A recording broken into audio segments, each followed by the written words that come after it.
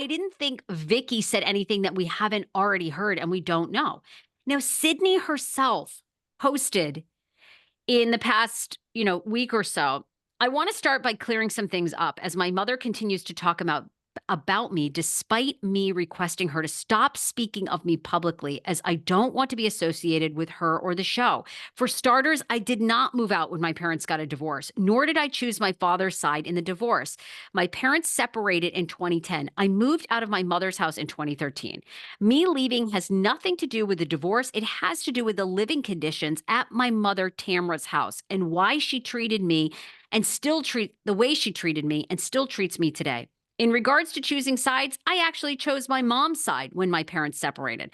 This was due to the fact that my mother, the true parent alienator, would constantly talk negatively about my father in front of me and my siblings, putting us kids in the middle of my parents' arguments. She even called us Simon or Mini Simon when we did something bad or told us that we were acting like your father. This parent alienation caused me to resent my father and take her side. However, as I got older, I realized what she was doing, along with other things, were extremely toxic. She goes on to talk about the environment that her mother was in. She had to go to therapy with her mother and never got better. I mean, I actually believe Sidney. I'm going to be honest. Yeah, Because, I mean, I don't think she would lie about this, right? well, when you look at Tamara's kids, I just, look, I don't want to go there too much with the kids, but I'll say this about her oldest son. He doesn't always look well. Now, I know that was a different father than Simon. But I gotta say, I'm sort of team Vicky on this. I am with you. What's the point? Vicky does seem desperate. And It I'm not Team desperate. Vicky. You're right. It was just from that point of view of like, why engage? But go on. No, and I think the rat, it's just to me, the rat, and nobody has any empathy for her. All you've done is bully Shannon again. We thought these were the Tres Amigas that were dear friends and had each other's back. She, at least the way she's edited, the rat, has absolutely sacrificed her friend that we thought for a long time, Shannon. Now, again, if you talk to insiders, a lot of people say that Shannon is a nightmare as well, Hmm.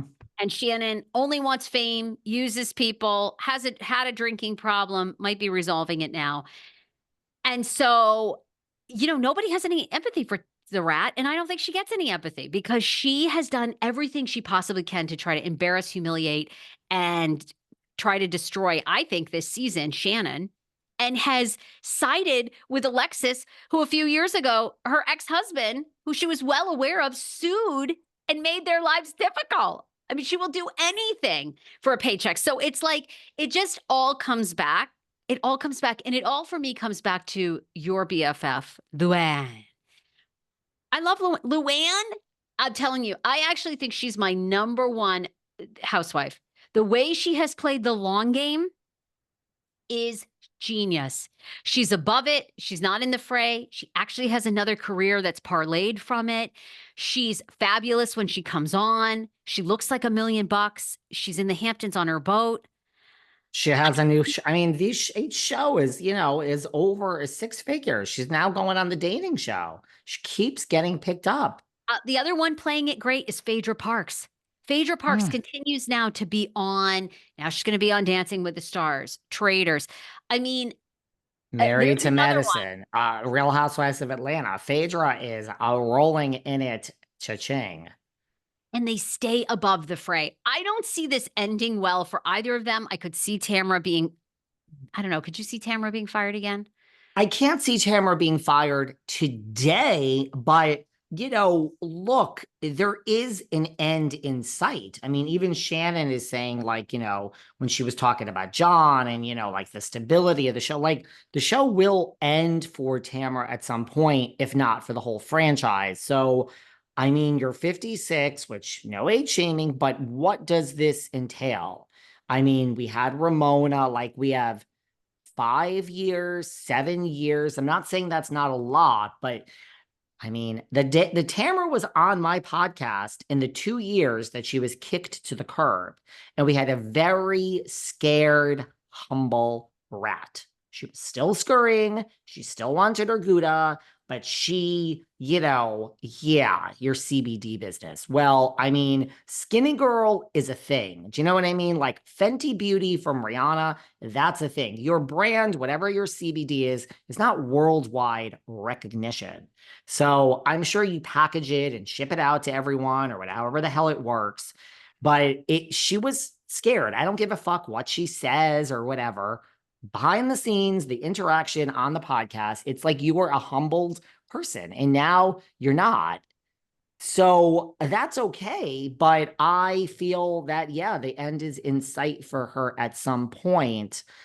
What I do believe, Sidney, so I'm not really taking the rat's side. I just feel like, oh, Vicki, like it's gonna start looking desperate at some point. Like you're not on Yeah. the show. When she says, like, Vicki, we're done, I do believe that. I believe Vicki was brought back as a friend of for one reason and one reason only to stand up to the rat because of your friendship with Shannon. And that is really what it was. I think she was brought back because it's the season of Shannon and you're Shannon's friend and you came in to defend Shannon against the rat. I think that's what, and that story is over. We're not having another season of, we didn't have 2 seasons of taking down Erica with Tom. We're not going to have another season of Shannon and the DUI and her redemption over John, something else. So I do believe that there's nothing personal against Vicki. I believe that there's no need for Vicki and Housewives anymore. She's not on brand.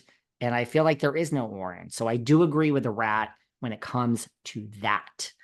And so that's what it's like. Now you're looking desperate. You know who doesn't look desperate to me? A woman named Lisa Rinna. She don't look desperate. Right. She's doing interviews. It's the next chapter. That is it. Luann doesn't look desperate because she's still working. She's still back on the show. Her cabaret is tied into Housewives. Bethany, yeah, you're going to keep talking about a girl like when you're not on the show and it's over, unless you are making money from it. It doesn't look desperate to me. Melon Ball, fucking Melon Ball is not desperate because she makes money off of it. Vicki, it's like at some point it's going to me to look desperate because you're not on the show. It doesn't mean I'm on the rat side because then, like you said, we have a video 24 hours later where she's now bawling. By the way, I think it's so funny that her face.